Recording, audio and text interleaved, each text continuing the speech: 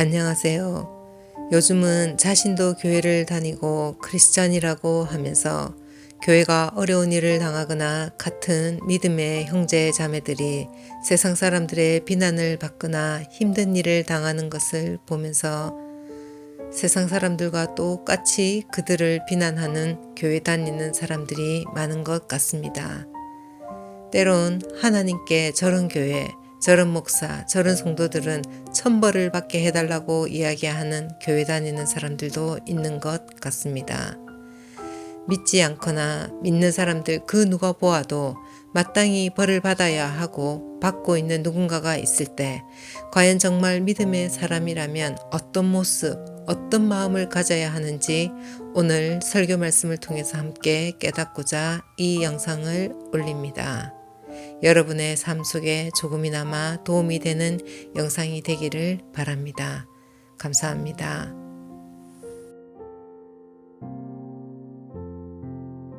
오늘 우리가 오바댜서를 읽었는데 오바댜서 역시 소선지서에 속하죠. 근데 선지서는 일반적으로 모두가 하나님께서 이스라엘 백성에 대한 심판을 예고하면서 동시에 그 심판을 하게 되는 근거가 되는 언약 고소장이라고 말할 수 있습니다. 그래서 이 선지서는 이스라엘 백성들이 왜 하나님으로부터 징벌을 받고 또 심판을 받게 되는지 거기에 대한 죄의 항목과 또 그 내용을 하나님께서 이 편지를 통해서 선지서를 통해서 고소장을 만들어서 사실 법원에 제출하는 것과 똑같다라고 생각하면 됩니다. 근데 오늘 오바댜서를 읽어보면 분명히 이스라엘에 대한 심판을 이야기하는 것보다는 오히려 에돔이라고 하는 에돔 족속에 대한 심판의 내용이 전체 내용의 줄을 이루고 있습니다. 그런데 이것이 왜 그러면 하나님께서 이스라엘 백성들을 향한 그의 신부된 이스라엘 백성들을 향한 권징과 또 심판에 관한 내용으로 이해할 수 있느냐? 비록 이방 민족에 대한 멸망을 이야기한다 할지라도 그 이방 민족은 사실은 엑스트라입니다. 실제 이 편지를 적게 된 계기가 누구 때문에 그러냐면 이스라엘 민족 때문에 하나님께서 에돔 족속도 같이 멸망시킨다라고 하는 뜻이죠. 그러면 에돔 자손이 왜 그런 멸망을 받게 되느냐? 주위에 당시에 바벨론 나라도 있었고 또 애굽도 있었는데 다른 나라들과 동시에 이 에돔이 같이 멸망받게 되는 이유가 있는데 그 이유가 다른 나라들과는 조금 성격이 다릅니다. 그래서 오늘 오바댜서에서 에돔이 왜 멸망을 받았는지 그리고 그 에돔의 멸망 이전에 이스라엘 백성들이 과연 어떠한 범죄를 저질렀기 때문에 하나님이 이토록 하나님이 분노하셨는가에 대한 이야기를 하면서 에돔의 멸망을 통해서 살펴볼 수 있는 하나님의 마음이 어떤 것인지 그리고 하나님은 어떤 사람을 가장 싫어하고 미워하고 그리고 경멸하시는지에 대해서 오늘 이 짧은 오바댜서 한 장밖에 안 되는 이 내용이지만 이 내용 안에서 우리가 함께 살펴보고자 합니다.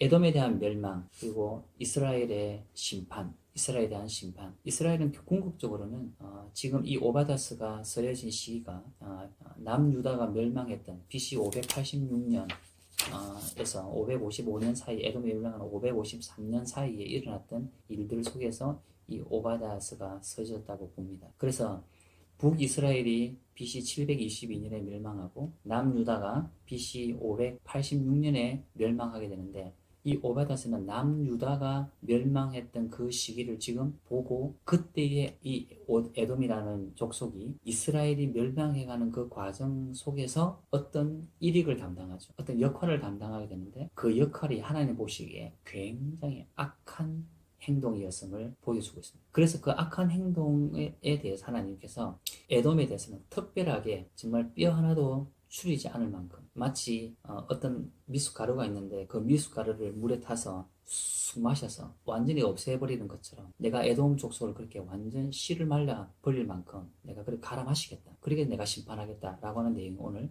읽었던 내용에 소개되고 있죠. 그 이유 중에 하나는 에돔의 죄가 나옵니다. 10절에 보면 내 형제 야곱에게 행한 포악을 인하여 수욕을 입고 영원히 멸절하였다. 여기서 너의 형제 야곱에 행한 에돔 족속의 입장에 봤을 때 에돔의 형제가 누구였냐면 사실 야곱이거든요. 왜냐하면 에돔의 조상이 에스입니다. 그래서 에스하고 또 이 야곱은 이삭의 아들로서 태어났지만 결국은 하나님께서 이 에서는 야곱을 섬기는 종으로 살게 될 것이다 라고 하나님께서 말씀하시죠. 그래서 이후에 보면 실제 남유다 밑에 광야 지역에서 살게 되는데 이 에덴 족속들은 끊임없이 이스라엘의 종으로서 노예로서 그 다스림 속에서 항상 살아왔던 역사가 가지고 있습니다. 그래서 이 에돔 족속에는 마음속에는 뭐가 있냐면 자기의 선조인인 에서 그리고 그 에서를 기만했다고 생각하는 야곱 족속에 대한 어떤 면에서는 그 붕괴와 분노함이 항상 그 마음속에 그 자손들도 가지고 있었어요. 그리고 항상 이스라엘 민족 즉 야곱의 족속이라 그러면 적개심을 항상 가지고 있었던 사람 민족이 이 에돔 족속이었습니다. 그럼에도 불구하고 하나님은 야곱의 자손인 저 자손들에게 특히 모세에게 신명기 23장 7절에 보면 뭐라고 말씀하시냐면 야 에돔은 너희가 괴롭히면 안 된다. 에돔은 너희의 형제의 민족이야 라고 하면서 하나님께서 못을 박습니다. 신명기서는 광야 시대에 있었던 그 내용 중에 포함되어져 있는데 그 상황에서 하나님께서 뭐라고 이야기하냐면 절대 에돔 족속을 미워하면 안 된다라고 하나님께서 말씀하시고 왜냐하면 너희 형제 민족이다. 그러니까 지금 에돔은 야곱을 미워해야 되지도 않고 또 이스라엘이 멸망하는 걸 보고 에돔 이 족속은 절대로 고소하다 그런 마음을 가지면 되는 족속이 아니었어요. 오히려 더 이스라엘을 보호해야 되고 다른 이방 민족들이 이스라엘을 공격해 올 때 이스라엘과 함께 합쳐서 다른 이방 민족과 전쟁을 해도 모자랄 판에 오늘 에돔의 행동은 어떤 행동을 하냐면 오히려 야곱의 그 멸망, 야곱 자손, 즉 이스라엘이 멸망받고 이방인에 의해서 심판받는 그 모습을 보면서 좋아라 했다는 거죠. 기뻐하고 즐거워하고 입을 크게 벌려서 와 하면서 오히려 더 즐겁게 생각하고 바벨론이 이스라엘 민족을 예루살렘 성을 멸망시킬 그 당시에 그 모습을 보면서 방관하면서 너무 좋다. 근데 방관해서 그치지 않고 오히려 더 적극적으로 예루살렘 성에서 뛰쳐나오는 이스라엘 백성들을 어떻게 합니까? 잡아다가 누구한테 갖다 주냐면 바벨론 사람들의 군인들에게 갖다 주는 역할까지 기뻐 즐거워하고 그 다음에 아유 고수다 잘했다 라고 이야기하면서 에돔이 이 자기 형제 민족인 이스라엘 사람들 야곱의 자손들의 심판 하나님의 심판에 대해서 굉장히 즐거워하는 모습을 오늘 말씀을 통해서 볼 수 있습니다. 보여주고 있습니다. 그래서 하나님께서 이 에돔의 행동에 대해서 그냥 넘어가지 않고 철저하게 심판한다라고 말씀합니다. 그럼에도 불구하고 오늘 말씀에는요, 이 에돔의 멸망 속에서 이스라엘 백성들에 대한 보호와 다시금 회복, 구원에 관한 이야기를 함께 하고 있습니다. 제가 서두에 말씀드린 것처럼 하나님께서 에돔 족속에게 대한 이 멸망과 심판에 대한 징계에 대한 이 이야기를 하는 이유 중에 하나가 이스라엘 너희도 조심해야 된다. 너희가 이렇게 범죄했는데 다시금 하나님께 나에게 돌아와야 된다라고 하는 경고의 말씀을 지금 함께 주시고 계시거든요. 실제 에돔의 멸망은 이스라엘 때문에 생길 수도 있다라고 간접적으로 볼 수 있습니다. 왜냐하면 이스라엘은 하나님의 신부입니다. 신부된 교회로서 이스라엘 민족은 항상 정결하고 거룩하게 살아야만 했어요. 하나님께 주신 계명대로 살아야만 했습니다. 그런데 북이스라엘이 BC 722년에 멸망할 때까지 북이스라엘의 19명의 왕은 단 한 사람도 선한 왕이 없었고 모두가 악하든지 최악으로 악하든지 가장 악하든지 하는 왕들만 존재했습니다. 그리고 아수르에 의해서 멸망받고 난 다음에 바로 남유다도 계속해서 기회를 줬지만 3명의 왕을 제외하고는 결국은 선한 왕이 하나도 제대로 나오지가 않았어요. 그래서 결국은 멸망하게 된 것이죠. 바벨론에 의해서 BC 586년에 멸망하게 되는데 이 이스라엘의 멸망되는 이 시기적으로 봤을 때 이스라엘은 결국은 하나님께서 간음한 아내와 같은 행위를 했기 때문에 하나님이 지금 심판을 하고 있습니다. 그래서 교회가 지금 음행하고 음녀가 되었기 때문에 하나님이 이스라엘 백성들을 심판하신다는 내용을 지금 오바댜서 안에 포함시키고 있는 겁니다. 10절부터 14절까지 내용이 바로 지금 이스라엘이 바벨론에 의해서 멸망당할 것을 이미 예고하고 있는 것이죠. 그런데 그 예고하는 내용 중에 심판을 예고하는 내용 중에 에돔의 행동이 함께 같이 포함되어져 있습니다. 결국 오바댜의 내용을 간단하게 정리하면 이렇게 우리가 이해할 수 있어요.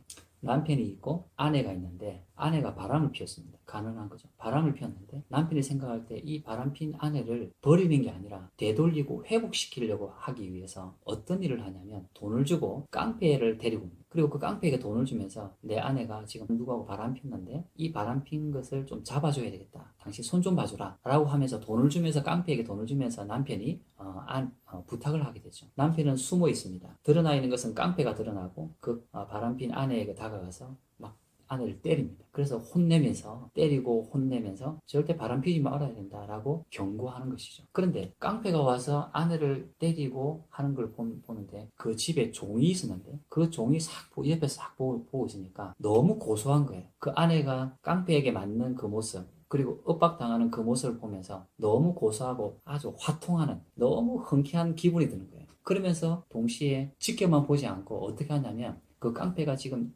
아내를 때리는 걸 보면서 자기도 같이 가서 때립니다. 절호의 기회다라고 생각해서 그 아내를 함께 때리는 거예요. 그래서 이 모습을 뒤에서 숨어서 가만히 지켜보고 있던 남편이 어떻게 하냐면 내가 지금 깡패는 내가 시켰지만 이 종놈이 어떻게 감히 내 아내를 건드려? 라고 생각하면서 이 남편이 다시금 돈을 가지고 누구에게 가냐면 살인 청부업자에게 찾아가서 살인 청부업자를 부릅니다. 그리고 어마어마한 돈을 주면서 살인 청부업자에게 무슨 사명을 주냐면 우리 집에 있는 내 아내를 때리고 있는 종놈을 죽여라 라고 이야기하는 거죠. 그래서 종을 제거하게 됩니다. 오베다스의 내용이 이 내용이에요. 지금 남편은 하나님이시고 바람난 아내는 이스라엘입니다. 그래서 이스라엘은 지금 징계를 받을 수밖에 없고 권징과 심판을 받을 수밖에 없는 상황이라는 거죠. 그래서 하나님이 깡패를 부르죠. 누굽니까? 바벨론을 부르는 거예요. 바벨론을 통해서 하나님께서 이 자기 아내인 이스라엘을 지금 심판하는 것을 공식적으로 허락을 하시는 거예요. 그런데 예상하지 않는 일이 벌어졌는데 이 야곱의 종이었던 에스의 족속들, 즉 에돔 족속들이 아이고 평상시에 안 그래도 내가 이 아내를 미워하고 안 좋게 생각했는데 잘됐다. 깡패가 와서 같이 때리겠다라고 했을 때 하나님께서 이 종이었던 에돔 족속에 대한 행동에 대해서 하나님이 청부업자를 보내가지고 잡아서 결국 다 말살시켜버려요. 이 종을. 결국 에돔도 BC 553년에 바벨론에 의해서 완전 초토화되고 완전히 그냥 없어집니다. 그리고 나중에 보면 그 페르시아 시대 때 넘어가게 되면 그 페르시아 때에 이 에돔이 살았던 그 땅의 지역에 에돔 사람은 살지 않고 어떤 사람이 살았냐면 나타테리안이라고 하는 사람들이 그 땅을 점령해서 살게 되는 이후의 역사가 그렇게 바뀌게 됩니다. 이스라엘은 분명히 가늠하고 영적으로 가늠하고 우상 숭배하고 하나님 계명과 멀어져서 심판을 받습니다. 그러나 그 심판에서 멸망으로 끝나는 것이 아니라 다시금 회복하게 하기 위한 하나님의 깊은 구원과 하나님의 자비의 계획이 있었어요. 하나님의 섭리가 있는데 이 섭리 속에 이방 민족을 사용합니다. 바벨론에 나가는 이방 민족도 사용하고 에돔이라고 하는 이방 민족은 아니지만 같은 형제를 사용하기도 하지만 문제는 여기 있어요. 바벨론은 철저하게 자기에게 주어진 사명을 제대로 잘 감당합니다. 이 바벨론은 지금 이스라엘을 심판하고 전쟁을 통해서 섬멸하죠. 이스라엘을. 그러나 그것은 하나님께서 공식적으로 허락한 것이었어요. 그리고 이스라엘은 그 하나님의 허락하에서 고난을 당해야 하는 것입니다. 왜? 죄 때문에. 그런데 문제는 바벨론은 여기까지 하는 것이 그의 임무였고 그 임무를 바벨론은 충실하게 행합니다. 그러면서 바벨론이 어떤 일을 하냐면 이 이스라엘 백성들을 데리고 가죠. 포로로 잡아가는데 그 포로로 잡아가면서 완전히 이스라엘을 멸절시키는 게 아니라 포로 중에 누구를 데리고 가냐면 하나님께 사랑하는 그의 정결한 신부, 그나마 거룩하고 하나님의 말씀대로 순종했던 숨겨진 사람들, 즉 거짓 교회인 이 이스라엘 당시의 사람들에 의해서 핍박받았던 숨겨진 진짜 참 교회 성도들을 이 바벨론이 그 사람들을 따로 떼가서 포로로 삼아갑니다. 결국 이스라엘은 타락했고 이스라엘 전체가 참된 교회를 핍박하는 거짓 교회의 역할을 하고 있을 때에 이 속에서는 살 수 없으니까 하나님이 어디로 옮기냐면 바벨론이라고 하는 이방 민족을 통해서 참교회 성도들을 바벨론 나라로 데려갑니다. 그러면서 하나님께서 거기서 같이 살아요. 그럼 지금 이스라엘은 하나님이 떠난 곳이 돼서 그곳은 황폐한 곳이 되는 거죠. 버림받고 축복받지 못한 땅으로 바뀌게 되고 오히려 바벨론이 축복받는 땅이 됩니다. 그래서 실제 포로로 잡혀간 이 바벨론의 땅 이후에 바사왕도 페르시아도 마찬가지지만 엄청나게 부강한 나라가 되죠. 왜냐하면 바벨론이 지금 누구를 보호하고 있냐면 그 품에 하나님의 남아있는 참된 교회 성도들을 보호하기 때문에 것입니다. 그래서 하나님은 바벨론을 거기까지 사용하십니다. 보호하고 보호해서 하나님이 참된 교회를 보존해 가신다고 하는, 그의 신부를 보존해 가신다고 하는 이 사명에 바벨론이 기꺼이 순종해서 자기 역할을 제대로 감당하는 거죠. 근데 문제는 요 과정 속에서 종놈이 문제겠죠. 즉 에돔 요놈은 하나님의 구속 사역을 전혀 반대로 생각하고 오히려 야곱의 자손들을, 이스라엘 사람들을 그냥 시족을 말리는, 완전히 없애버리려고 하는, 하나님의 신부를 완전히 아예 죽여버리려고 하고 없애버리려고 하는 악한 행동을 하게 되는 이것을 보고 하나님께서 참지 못하시는 것입니다. 하나님은 교회가 타락하고 하나님의 계명에서 벗어나게 되면 반드시 심판합니다. 그것은 오늘날에도 교회를 통해서 권징을 통해서 나타나죠. 그러나 그 심판의 과정에 있어서 사용되어지는 막대기, 도구들이 있는데 때로는 이방나라가 될 수도 있고 때로는 거짓교회가 될 수도 있고 때로는 다른 환경이 될 수도 있는데 불구하고 문제는 이 하나님의 구속사역의 핵심은 뭐냐면 그의 신부를 구원하는 것입니다. 회복시키는 건데 회복을 하지 못하더라도 교회의 씨를 말리려고 달라들어서 행동했던 이 거짓된 악한 에돔 자손들은 사탄의 자식과 똑같은 거예요. 그런 족속들에 대해서는 하나님은 절대로 용서하지 않고 반드시 그것을 없애버리고 죽여버리고 끝까지 하나님께서 심판하신다는 내용이 오늘 이 오바댜서의 내용입니다. 그렇게 봤을 때 우리가 오늘 이 본 말씀을 통해서 우리가 기억하고 살펴봐야 될 게 하나 있습니다. 결국 이 에돔의 행동 속에서 하나님께서 에돔에게 원하지 않았던, 전혀 기대하고 요구하지 않았던 행동이 에돔 족속에는 나타났다는 거죠. 그게 뭐냐면 바로 자기의 형제 나라인 이스라엘이 멸망하고 심판받고 고난당하고 핍박당하는 걸 보면서 웃었다고 합니다. 이 말이 무슨 말이냐면 굉장히 냉소적인 태도를 취했다고 하는 것이 이 에돔 족속의 가장 결정적인 범죄입니다. 누구를 향해서? 하나님의 신부인 교회를 향해서 비웃는 것, 조롱하는 것, 심지어 그 교회의 씨를 완전히 말려버리려고 하는 이 행동이 하나님 보시기에는 용서가 안 되는 겁니다. 하나님은 깡패를 부르실 때도 하나님께서 그 아내를 다시금 자기 아내로 돌아오게 하기 위해서 깡패를 불렀음에도 불구하고 이 종은, 에돔이라고 하는 이 종놈은 오히려 아내를 완전히 죽여버리려고 하는 이 엄청난 이 남편의 이 구속사역에 대해서 반기를 드는 행동을 했기 때문에 하나님이 이 에돔을 더 이상 용서하지 않는 것입니다. 이 말씀이 오늘 그러면 이해되어지고 적용될 수 있을까? 오늘날도 여전히 하나님의 신부인 교회, 참된 교회가 있고 그러나 그 교회 안에 또한 거짓 교회가 함께 존재합니다. 근데 우리가 많은 경우에 있어서 오늘 에돔과 같이 교회 안에 존재함에도 불구하고 우리가 생각하는 어떤 대상, 어떤 교회가 핍박받고 환난받고 어떤 성도가 하나님 앞에 권징을 받고 있을 그 모습을 보면서 참 잘됐다. 저거 평상시에 봤을 때 저래 될 줄 알았다. 꼴 좋다. 라고 우리가 생각하고 우리가 말을 내뱉을 때가 종종 있습니다. 심심찮게 내가 목사를 싫어하면 평상시에 목사를 싫어하다가 목사님이 어떤 죄를 지어서 넘어져서 결국 하나님 앞에 심판을 받는 모습을 보면서 안 그럼 내가 평상시에 별로 마음에 안 드는데 참 잘됐다. 고소하다. 이렇게 표현하는 것. 이렇게 생각하는 행위. 또 우리가 어떤 대형 교회가 평상시에 우리의 마음에 별로 들지 않고 또 우리가 하는 것과 좀 다르게 생각해서 멸망받았으면 좋겠는데 망했으면 좋겠는데 그렇게 생각해 보다가 진짜 어떤 위기와 환난과 어려움이 생기게 될 때 그 봐라 하나님의 말씀대로 순종 안 하니까 다 이 결과가 나지 않냐 이렇게 아작나지 않느냐 잘됐다 다 심은 대로 거두는 거야 라고 생각하면서 하나님께서 기대하시는 교회, 그 교회가 심판받고 환난당하고 고난당하는 그 모습을 보면서 같은 교회인 또 다른 신부가 그 모습 속에서 웃거나 혹은 그들에 대해서 냉소적인 태도를 보일 때 그리고 그들이 아주 고소하다라고 생각하면서 맞장구 치고 박수 치고 크게 입을 벌려서 기뻐하는 그 모습을 하나님이 용서하지 않는다. 굉장히 무서운 경고가 사실은 오늘 이 오바댜 말씀에 포함되어지는 것입니다. 그래서 오늘 이 에돔의 행동은 그냥 넘길 수 있는 행동이 아니라 오늘 교회, 신약교회인 우리 성도들이 저도 마찬가지고 우리 모든 성도들이 동일하게 정말 자기 자신을 돌아보면서 조심해야 되고 또 조심해야 되는 부분 중에 하나. 그런데 이 죄가 그냥 단순하게 그냥 넘어가는 그런 가벼운 죄가 아니고 하나님이 아예 그 족속을 멸절시킨 만큼 엄청나게 큰 죄로 하나님이 인식하고 있다고 하는 게 중요해요. 우리의 생각은 그냥 내가 뭐 평상시에 악감정이 있으니까 평상시에 부정적으로 생각해 왔으니까 평상시에 안 좋게 생각해 왔으니까 잘 됐다라고 무심코 던지는 한마디, 그리고 내 마음속에 생각했던 그런 생각이 낄낄대면서 웃었던 그 마음의 생각, 태도가 하나님 보실 때는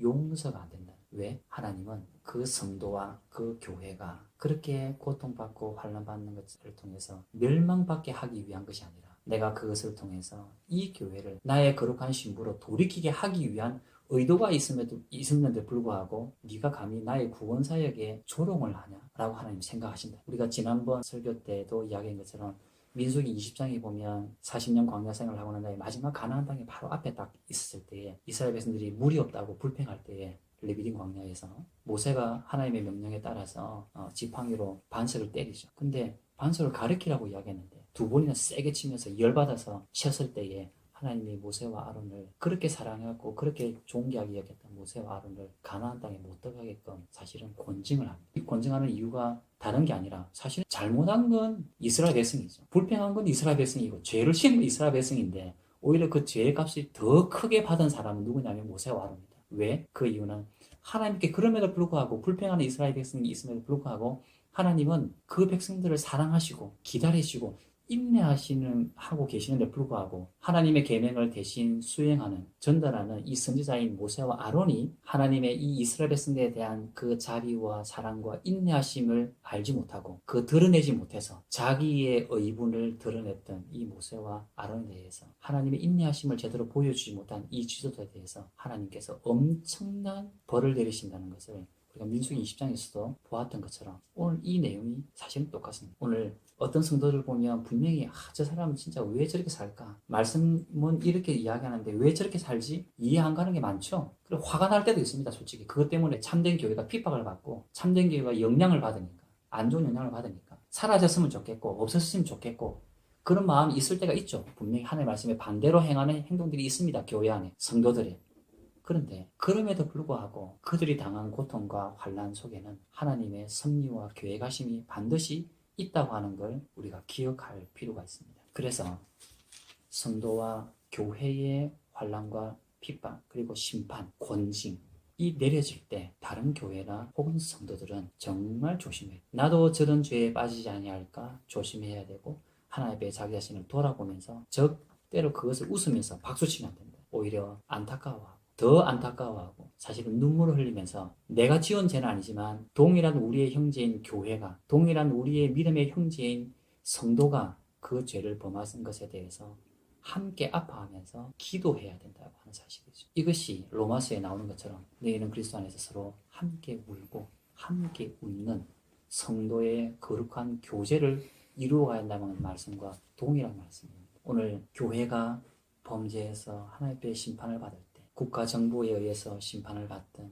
어떤 기관에 의해서 심판을 받든 아니면 깡패를 통해서 심판을 받든 그 심판받는 것은 결국 그들의 죄의 원인 때문에 받는 것이지만 그 과정을 통해서 지켜보는 나는, 성도인 나는, 교회인 나는 절대로 그것을 보면서 비웃거나 조롱하거나 냉소적인 태도를 취하면 안 된다라고 하는 사실을 우리가 꼭 기억할 필요가 있습니다. 이건 사실은 성도들보다 목사인 저가 가장 많이 범할 수 있는 죄고 가장 많이 이런 것에 대해서 노출되어 있는 사람이기도 합니다. 동시에 교회의 직분자들이 이런 죄에 가장 많이 빠지면서 이걸 모릅니다. 근데 하나님은 이 죄를 너무 크게 생각한다고 하는 것이 우리의 생각과 다른 것이죠. 하나님은 이스라엘 백성들을 타락하고 음녀같고 그리고 바람 피웠지만 그럼에도 불구하고 끊임없이 자신의 신부를 거룩한 신부로 다시금 맞이하기 위한 하나님의 구속의 사역, 하나님의 그 섭리의 계획들을 실행해 가고 계십니다. 그래서 하나님의 교회는 절대로 버림을 당하는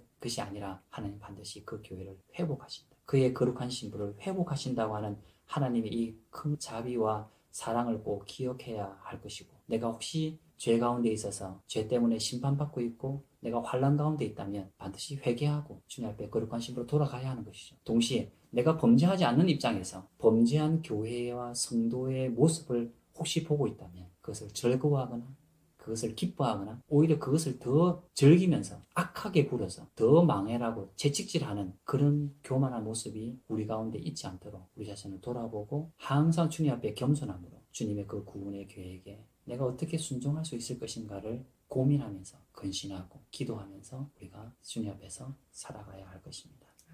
이번 한 주간 살면서 내가 하나님의 교회에 대해서 혹 에돔과 같이 비웃거나 조소하거나 냉소적으로 취했던 나의 생각, 나의 행동, 나의 언어, 단어 이런 것들이 있다면 우리가 회개하면서 자신을 돌아보고 절제하고 우리 스스로를 다스려가는, 우리 입에 죄가를 먹여서 다스려가는, 그래서 성령의 언어, 성령의 열매를 맺어가는 우리의 삶이 되기를 소원합니다.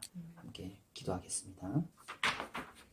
하나님 감사합니다. 오늘 오베다스를 통해서 하나님께서 우리에게 경고해 주시고 우리에게 또한 알려주시는 하나님의 성품을 우리가 듣게 되었습니다. 주님은 그의 사랑하는 신부인 교회를 절대로 버리지 아니하시고 비록 권징한다 할지라도 비록 벌한다 할지라도 그 가운데서 다시금 자신의 신부를 구원하고 회복시키심을 우리가 듣게 되었습니다. 우리가 이 하나님의 자비로우심과 변함없는 사랑을 잊지 않게 하나님 도와주시고 내가 어떠한 형편에 있든지 교회가 어떠한 어려운 상태에 있든지 간에 하나님 아버지 우리가 이 주님의 크신 사랑과 자비를 잊어버리지 않도록 주여 도와주시옵소서. 그래서 우리가 주님께 다시 돌아갈 수 있는 힘을 얻게 하시고 주님 다시 돌아가서 주님의 품에 안길 수 있는 그런 용기가 우리에게 일어날 수 있도록 성령님 우리를 도와주시옵소서. 또한 더불어 우리의 믿음의 교회와 성도가 고통당하고 고난당하며 심판당하는 것을 보면서 우리가 비웃거나 조롱하거나 냉소적인 태도를 가지면서 하나님 그것에 대하여 우리가 하나님 앞에 범죄하지 않도록 주여 우리를 지켜주시기를 간절히 원합니다.